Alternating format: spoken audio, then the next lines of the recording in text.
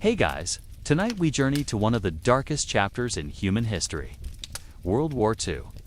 The deadliest conflict ever fought, where entire cities vanished in flames, where millions of ordinary people were thrust into hell on earth, and where survival wasn't about skill or preparation. It was about luck, pure, random, brutal luck. We're asking what would happen if you woke up as an infantry soldier on the Eastern Front in 1943. In the frozen wasteland between Nazi Germany and the Soviet Union. Because, let me tell you, Hollywood got it wrong. There were no heroes here, just terrified kids with rifles, praying they'd see another sunrise. So before you get comfortable, take a moment to like the video and subscribe, but only if you genuinely enjoy what I do here. And let me know in the comments where you're tuning in from and what time it is for you. It's always fascinating too. See who's joining us from around the world. Now, dim the lights, maybe turn on a fan for that soft background hum, and let's ease into tonight's journey together. Welcome to hell, but not the fire and brimstone kind. This hell is frozen solid. You're somewhere outside Stalingrad, the winter of 1943. And you've just woken up in what used to be a foxhole, but now feels more like a shallow grave lined with ice. The temperature is minus 30 degrees Celsius. That's minus 22 Fahrenheit. Cold enough that your breath freezes in the air and falls like snow. Cold enough that metal sticks to bare skin. Cold enough that your rifle, if you're lucky enough to still have one, might not fire because the mechanisms have frozen solid. Your boots, if you can call them that, are more holes than leather. Standard German boots weren't designed for Russian winters. They were designed for the quick summer campaign that was supposed to end before Christmas 1941. That was 2 years ago.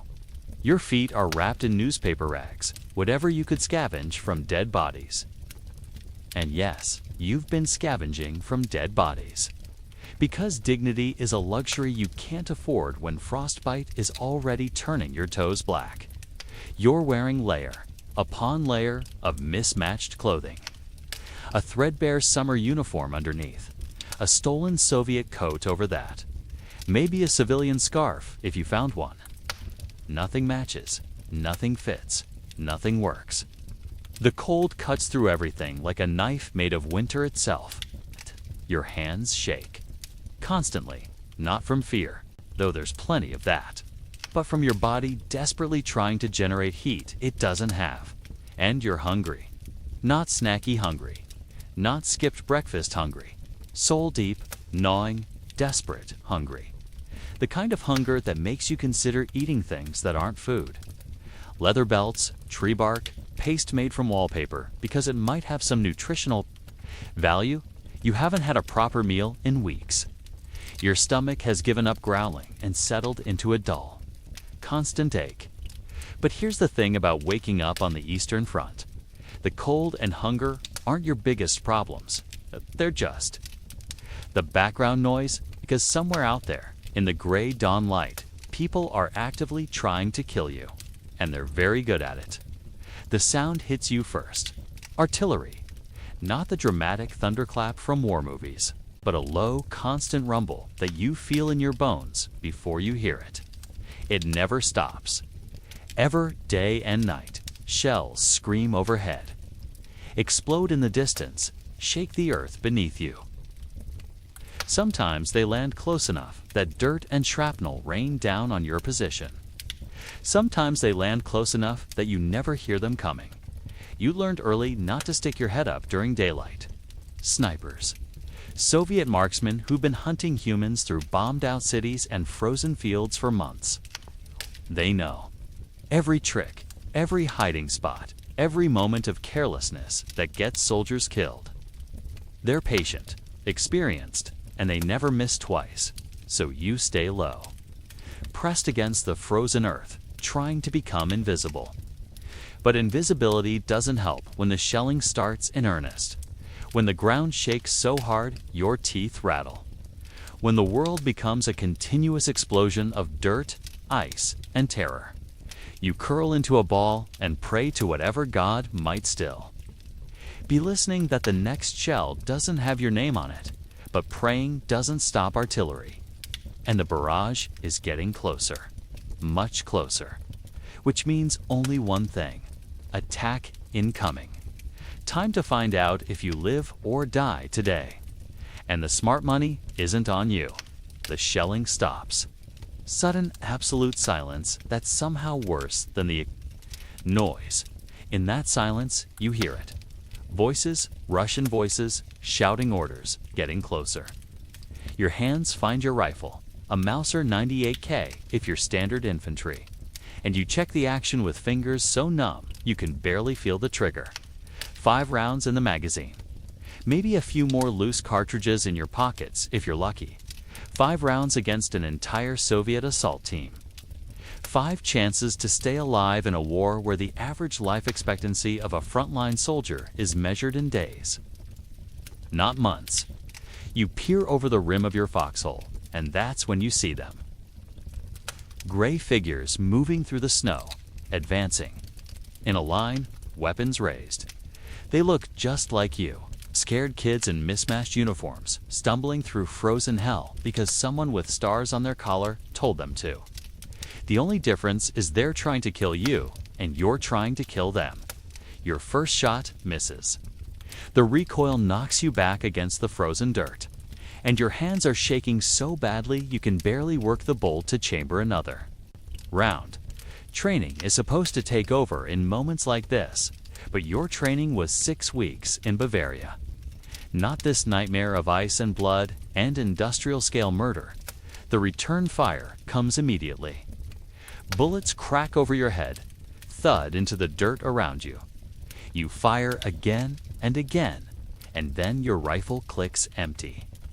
5 shots gone, and the Russians are still coming. You fumble for more ammunition, but your fingers won't work properly. The cold has turned them into useless clubs of meat and bone. That's when the fear really hits. Not the manageable nervousness of before battle, but pure animal terror. The kind that makes your bowels want to empty and your legs want to run. You want to throw down your rifle and sprint for the rear, but there is no rear. There's nowhere to run. The entire front is chaos. Commands are shouted in a dozen languages. Men scream for medics who aren't coming. And the wounded crawl through the snow, leaving trails of blood that freeze before they can pool.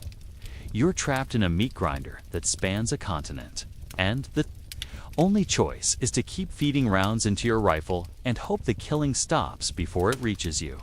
But it won't stop. It never stops. This is the Eastern Front, where entire armies disappear into the snow and are never seen again. Where cities fight street by street until nothing remains but rubble and bones. Where survival isn't a skill. It's an accident. The attack breaks. The Russians fall back, leaving dead scattered across the white field like dark flowers. You've survived. For now. But tomorrow there will be another attack, and another, and another, until the mathematics of war catch up with you and your luck finally runs out, because on the Eastern Front, everyone's luck runs out eventually. Let's talk about what you're not getting. Food. Real food. The German supply lines on the Eastern Front weren't just stretched, they were shattered. What had worked during the lightning campaigns in Poland and France? Rapid advances supported by motorized supply columns collapsed completely in the vast emptiness of Russia. The roads weren't roads. They were mud tracks that became impassable rivers in spring and frozen concrete in winter. Your daily ration, when you get one, is a joke.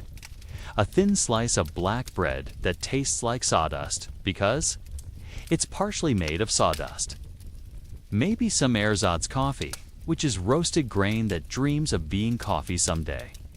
If you're incredibly lucky, a can of processed meat that might have been food once upon a time.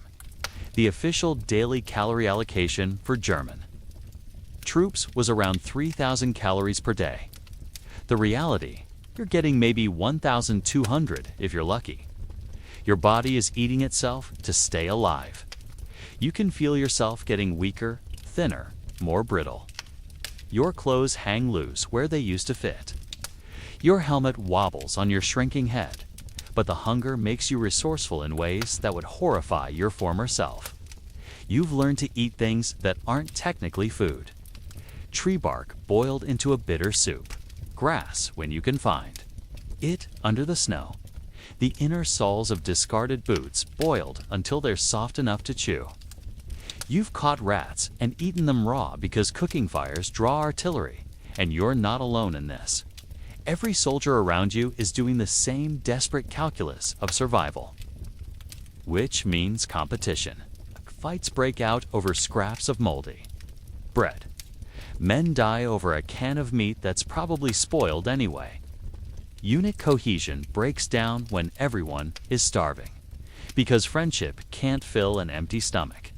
The cold makes everything worse. Your body burns calories just trying to stay warm, calories you don't have. You've watched men simply sit down in the snow and refuse to get up, not because they're wounded, but because starvation has left them without the energy to care whether they live or die. Water is another problem entirely. You can't eat snow directly. It'll kill you, rob your body of crucial heat. You have to melt it first, which requires fire, which draws attention from snipers and artillery spotters. So you're always dehydrated, always thirsty, your lips cracked and bleeding from the cold. The worst part, the officers are eating better.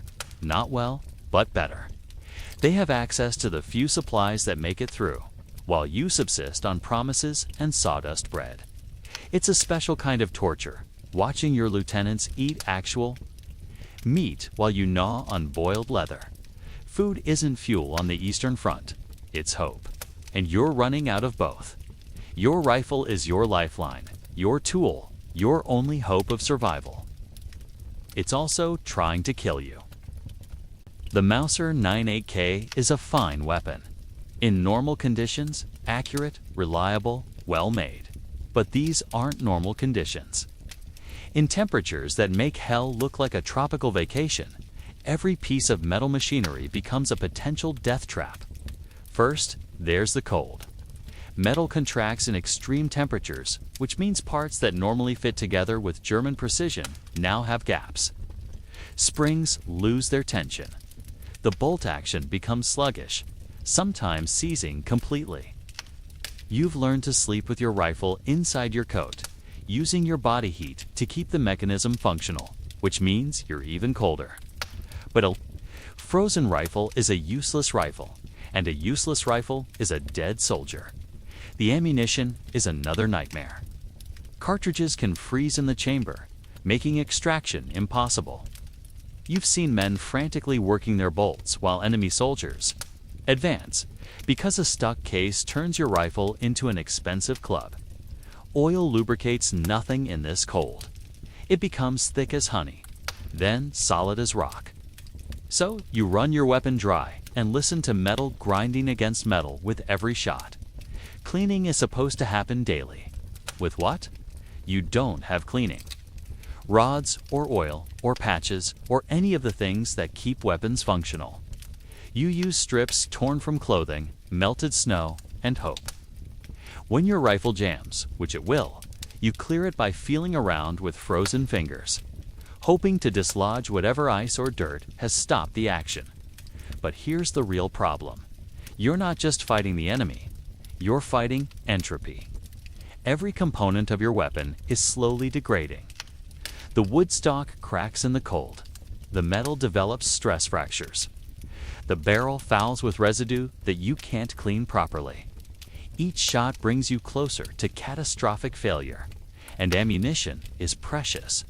You might have 30 rounds. Total, not per day. Total. When those are gone, you're done.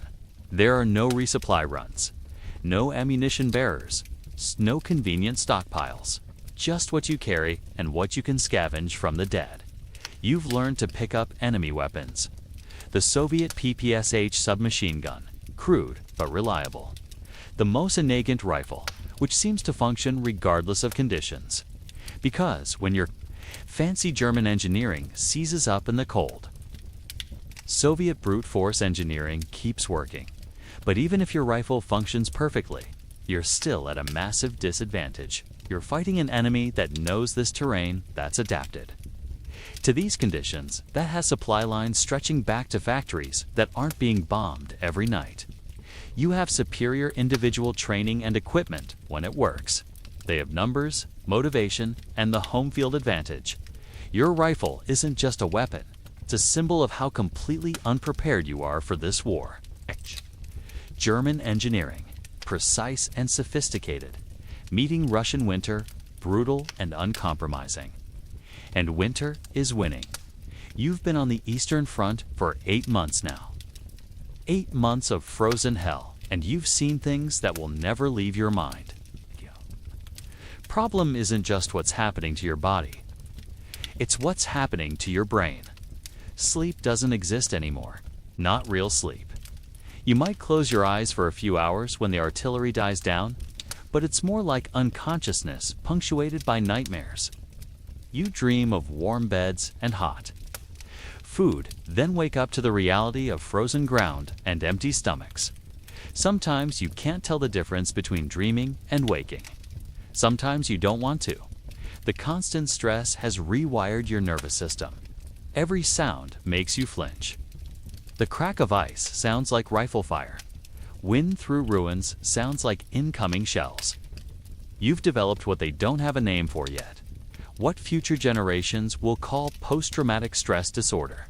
But right now, it's just the slow dissolution of your sanity. You talk to yourself. Everyone does. Long conversations with people who aren't there. Arguments with officers who died weeks ago. You've seen hardened veterans suddenly start crying for their mothers, or laughing hysterically at nothing, or simply staring into space for hours without moving. The worst part is the guilt. Not survivor's guilt, that comes later. This is the guilt of what you've become. You've done things that would horrify the person you were before the war. You've stepped over wounded men because helping them might get you killed. You've taken food from corpses, boots from the dying, warmth from anyone weaker than you. You've killed people, not enemy soldiers in firefights, though you've done that too. But starving civilians who tried to steal from your meager supplies, wounded comrades who begged you to end their suffering, men from your own unit who snapped and became dangerous to everyone around them. The war has turned you into something you don't recognize, and the fear never stops. It's not the sharp terror of combat, which comes and goes. It's the deep, gnawing fear that seeps into your bones and stays there. Fear of dying, obviously, but also fear of living. Fear of what you'll have to do to survive another day. Fear of what you're becoming. Some men break completely. They walk into no man's land with their hands raised, hoping the enemy will either capture them or put them out of their misery. Others turn their rifles on themselves, choosing a quick end over slow degradation. The officers call it cowardice, but you understand. Sometimes the bravest thing is admitting you can't take any more, but you haven't broken yet. Completely. You're still fighting, still surviving, still clinging to some fragment of the person you used to be. Though you're not sure why, home seems like a fairy tale now. The idea that somewhere there are people living normal lives, eating regular meals. Sleeping in warm beds seems impossible. Your mind plays tricks. You see movement in empty buildings, hear voices in the wind, smell cooking food that doesn't exist. Reality has become negotiable. The only thing that keeps you anchored is the routine of survival. Check your weapon, look for food, find shelter, stay warm, stay alive, 1 hour at a time, because if you think beyond the next hour, if you consider that this war might last years, more, that you might spend your entire life in this frozen hell, that's when the real madness starts. That's when men start walking into the snow and never come back. Getting wounded on the Eastern Front isn't just painful. It's usually a death sentence with extra steps. There are no medevac helicopters, no field hospitals with modern equipment, no antibiotics to fight infection. There's just you, whatever medical supplies you can scrounge, and the harsh mathematics of war. Let's say you take a piece of shrapnel in your leg. Not life-threatening under normal circumstances, but these aren't normal circumstances. First, you have to stop the bleeding with whatever you can find. A torn shirt, maybe a bandage if someone nearby has one to spare. No morphine for the pain, no antiseptic for the wound. Just pressure and hope. If you're lucky enough to reach a medical station, you'll find it overwhelmed and undersupplied. Doctors who haven't slept in days working by candlelight, performing surgery with instruments that may or may not be clean. Anesthesia is reserved for the most serious cases, which means minor operations happen while you're fully conscious, biting down on a piece of wood or leather. But infection is the real killer. In these conditions, with no way to keep wounds clean, infection is almost inevitable. You watch the wound turn red, then purple, then black. The flesh around it becomes hot to the touch. Red lines start creeping up your leg, toward your heart. You know what that means? Blood poisoning. Death in days, maybe hours. Even minor injuries become major problems. A small cut on your hand, normally nothing more than an inconvenience, becomes an open door for bacteria. Frostbite turns fingers and toes into black. Dead meat that has to be amputated with whatever sharp instrument is available. No anesthesia, remember? Just something to bite down on and someone to hold you still. Dysentery runs through the units like wildfire. Bad food, contaminated water, poor sanitation, stress. Your intestines become a battlefield of their own. You're constantly dehydrated, constantly cramping, constantly soiling yourself because there's no time for proper hygiene when people are shooting at you. Lice are everywhere. In your clothes, your hair, your equipment. They carry typhus, which spreads through units like a plague. First comes the fever, then the headaches, then the rash, then death. You've seen strong men reduced to skeleton-thin invalids in a matter of weeks, and then there are the injuries that don't show. Concussions from artillery blasts that leave you dizzy and confused for weeks. Hearing loss from the constant noise of war. Snow blindness from the glare off endless white fields. Your body is breaking down in a dozen different ways, and there's no real treatment for any of it. The walking wounded keep fighting because they have to. Men with broken ribs, shattered fingers, infected wounds that should have them in hospitals. They fight because stopping means dying, and maybe, if they're very lucky, fighting means living one more day. But the worst medical reality is this: most wounds don't get treated at all. You patch yourself up as best you can and keep going, because the alternative is being left behind. Winter on the Eastern Front isn't just cold. It's a living entity that wants you dead. The temperature doesn't just drop to uncomfortable levels, but falls to physically dangerous extremes that turn the air itself into a weapon. -40 degrees Celsius, -50. Temperatures so low that spit freezes before it hits the ground. At these temperatures, exposed skin freezes in minutes. You've seen men lose ears, noses, fingers to frostbite so severe the flesh turns black and simply falls off. The cold doesn't just numb. It burns, a searing pain that feels like fire made of ice. You learn to recognize the signs of serious frostbite. The white, waxy appearance of skin that's dying. The loss of sensation that means permanent damage. Your breath becomes your enemy. Every exhalation creates a cloud of vapor that immediately freezes on your face, building up layers of ice around your mouth and nose.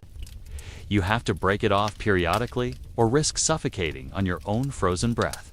Your eyelashes freeze together. Your nostrils freeze shut. Breathing becomes a conscious effort. Metal becomes untouchable. Your rifle, if you're not careful, will freeze to your hands.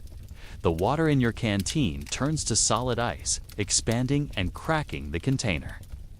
Any metal tool or weapon left exposed becomes cold enough to cause instant frostbite on contact. You learn to wrap everything in cloth, to never touch bare metal with bare skin. The cold seeps through everything. Your supposedly warm winter gear, when you can get it, becomes useless. Multiple layers of clothing create their own problems. You can barely move. You sweat when you exert yourself, and that sweat immediately turns to ice against your skin. You're trapped in a shell of frozen moisture that draws even more heat from your body. Sleep becomes nearly impossible. You can't get warm enough to truly rest. You huddle with other soldiers, sharing body heat like animals, but even that, barely, keeps hypothermia at bay. Men die in their sleep simply because their bodies can't generate enough heat to keep vital organs functioning, and the snow. Endless blinding snow that turns the landscape into a white hell where you can't see 10 feet in any direction. Snow that drifts over your positions, burying equipment, obscuring landmarks, making navigation impossible. Snow that gets into everything: your weapons, your food, your clothes, your lungs. But perhaps worst of all is how the cold affects your mind. The extreme temperatures slow your thinking, make decision-making sluggish and impaired. You watch men make obviously fatal mistakes because their brains simply aren't working properly anymore. The cold doesn't just kill your body. It kills your judgment, your reflexes, your will to live. When spring finally comes, it brings its own horrors. The snow melts, revealing the landscape of frozen corpses that winter had hidden. Thousands upon thousands of bodies perfectly preserved by the cold, staring up at the sky with ice-wide eyes. The smell when they thaw is indescribable, but that's months away. Right now, winter reigns supreme, and winter wants you dead. Let's talk numbers, because numbers don't lie, and the numbers on the Eastern Front are absolutely terrifying. This isn't a war where you have a fighting chance if you're smart, skilled, or lucky. This is a war of pure mathematics, and the math is designed to kill you. Life expectancy for a frontline infantry soldier on the Eastern Front averages about pre-XT. About pre-XT 17 months. Not 17 months, not 17 weeks. 17 days. From the moment you arrive at the front until the moment you're dead, wounded beyond repair, or missing in action. The odds of surviving a full year of combat are roughly equivalent to winning the lottery while being struck by lightning. Let's break that down further.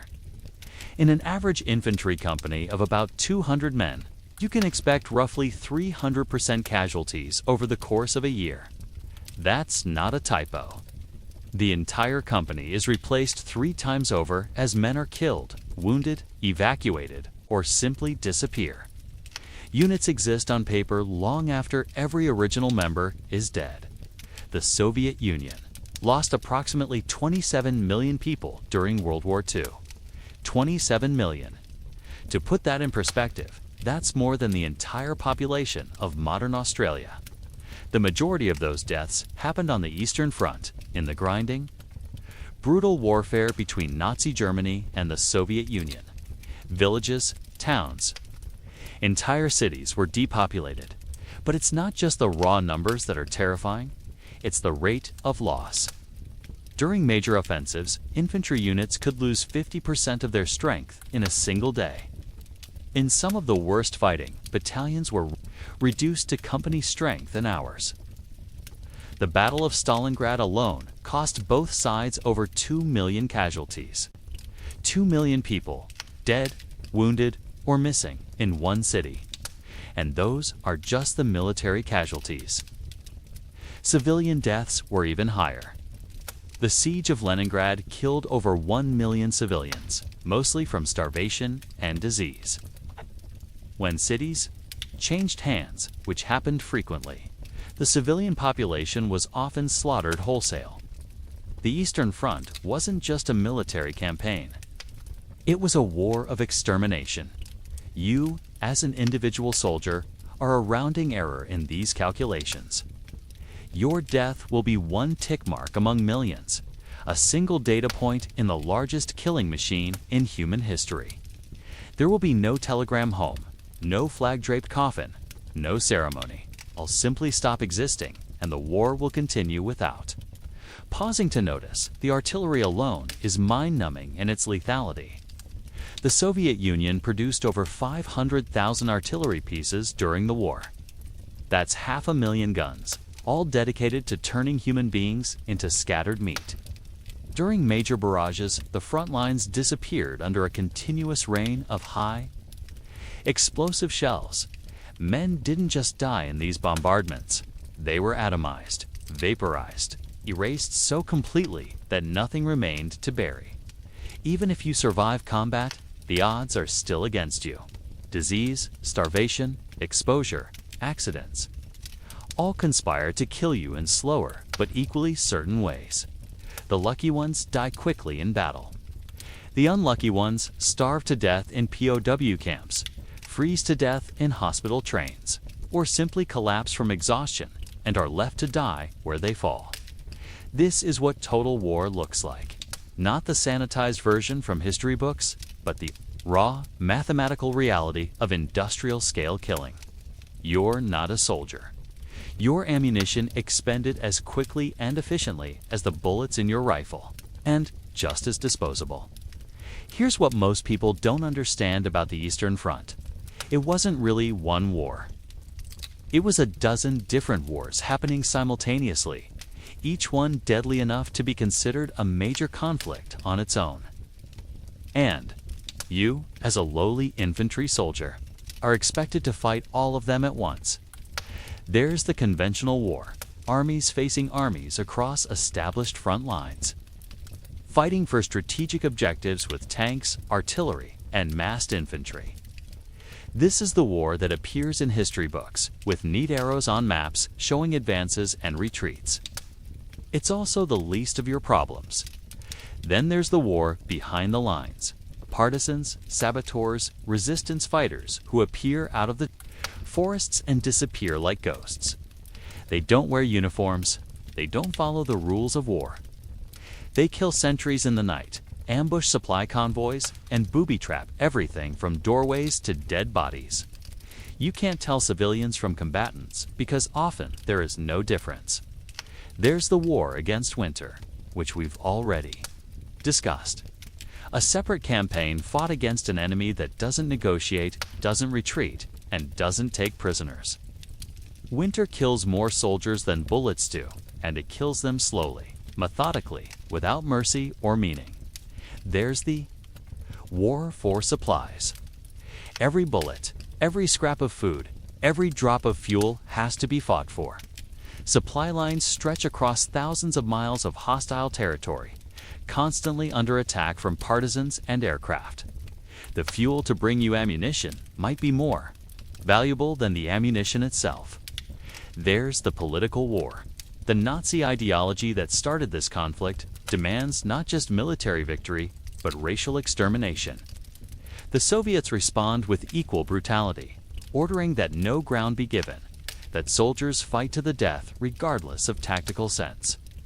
You're caught between two totalitarian systems that view individual human life as worthless. There's the war within the war, the breakdown of military discipline. It's the competing agendas of different commands, the officers who care more about their careers than their men's lives. You're not just fighting the enemy, you're fighting your own command structure, your own supply system, your own allies who might abandon you for strategic reasons. And finally, there's the war against time. Every day this conflict continues, your chances of survival decrease. The longer you're at the front, the more likely you are to be killed or wounded. Experience might keep you alive longer, but it also means you've been rolling the dice longer, and eventually, everyone's luck runs out. You're 19 years old. 6 months ago, you were a shop clerk in Munich, worried about nothing more serious than whether you had enough money for beer on the weekends. Now you're an expert in human suffering, a connoisseur of different ways to die. A survivor of battles that haven't been given names yet because the men who fought them are too dead to tell anyone what happened. The war has aged you decades in. Months. Your hair, what's left of it, has gone gray. Your hands shake constantly, not from cold, but from the accumulated stress of too many artillery barrages. Too many dead friends, too many nights spent waiting for death to find your foxhole. You've learned things no human being should have to know. How to tell if a body has been dead for hours or days by the sound it makes when you step on it. How to estimate the distance of incoming artillery by the pitch of the whistle. 2. Sleep standing up. How to eat food that's partially spoiled. How to keep fighting when you're wounded and exhausted, and have given up all hope of seeing home again. You've made friends and lost them so many times that you've stopped learning names. There's no point in getting attached to someone who probably won't be alive next week.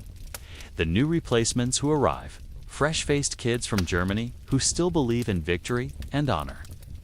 Look at you like you're already dead, and maybe you are. Maybe you died months ago and just haven't stopped moving yet. The worst part isn't the fear or the pain or the constant hunger. The worst part is the knowledge that this is what you are now. This is what the war has made you. A creature of survival, operating on instincts so base and brutal that your former self wouldn't recognize you. You've become something that can kill without hesitation, steal without guilt, abandon wounded comrades without a second thought. And yet, somehow, you keep going. Not because you believe in anything anymore. It's not because you think you'll survive, but because stopping would mean admitting that everything you've endured, everything you've done, everyone you've lost was meaningless. So you load your rifle one more time, check your equipment one more time, prepare for one more day of industrial-scale horror. Because tomorrow there will be another attack, another barrage, another friend who doesn't make it to evening roll call. Another step closer to the statistical inevitability of your own death. But that's tomorrow. Right now, in this moment, you're still alive. Cold, hungry, frightened, brutalized, but alive and on the Eastern Front. In the winter of 1943, being alive is the closest thing to victory you're going to get. The truth is, you wouldn't last a day in World War II. Not because you're weak or cowardly or unprepared, but because World War II wasn't designed for humans to survive, it was designed to consume them. The Eastern Front was a machine for turning human beings into casualties. Every element of the conflict, from the temperatures to the tactics to the ideology driving both sides, was calibrated to produce maximum suffering and death. The men who fought there weren't heroes in any meaningful sense. They were victims of a historical catastrophe that grew beyond anyone's ability to control or comprehend. Think about it this way. You complain when your internet is slow or your coffee is cold. How would you handle watching your friends freeze to death? You worry about your grades or your job or your relationships. How would you cope with the knowledge that you'll probably be dead within a month? You get upset when someone cuts you off in traffic. How would you react to artillery shells landing around your position every day for months? The men who fought on the Eastern Front weren't superhuman. They were ordinary people pushed beyond the breaking point by circumstances beyond their control. Some broke immediately. Some lasted weeks or months before snapping. A very few somehow endured until the war ended, but they were never the same. The war changed everyone it touched, usually for the worse. And here's what's most disturbing about the Eastern Front. It was just one theater of a global war that killed over 70 million people, while soldiers were freezing and starving and dying. In Russia, other soldiers were fighting and dying in North Africa, in the Pacific, in Italy, in France. Civilians were being bombed in their homes, starved in sieges, murdered in camps designed specifically for killing. World War II was the largest, most destructive event in human history. It consumed entire nations, redrew the map of the world, and changed the course of human civilization. And you, a modern person with no experience of real hardship, no training in survival, no understanding of the kind of brutality that normal people are capable of when pushed to extremes, wouldn't survive the first morning. This isn't an insult. It's a recognition of how far removed we are from that world of industrial warfare and systematic murder. The fact that you couldn't survive a day in World War II is actually a good thing. It means the world has changed. It means that the kind of total war that consumed the lives of entire generations is no longer the normal state of human existence. But it also means we have a responsibility to remember, to understand what happened, why it happened, and how close humanity came to destroying itself completely. Because the capacity for that kind of organized violence hasn't disappeared. It's just sleeping, waiting for the right combination of circumstances to wake it up again. So next time you complain about your problems, remember the kid in the frozen foxhole outside Stalingrad? Remember that for him, surviving until sunset was the greatest victory he could imagine. Remember that the world you live in, with its conveniences and comforts and relative peace, was built on the bones of people who gave everything so you wouldn't have to. Because they couldn't last either. Most of them didn't, but they tried, and that's all anyone can do when the world decides to go mad.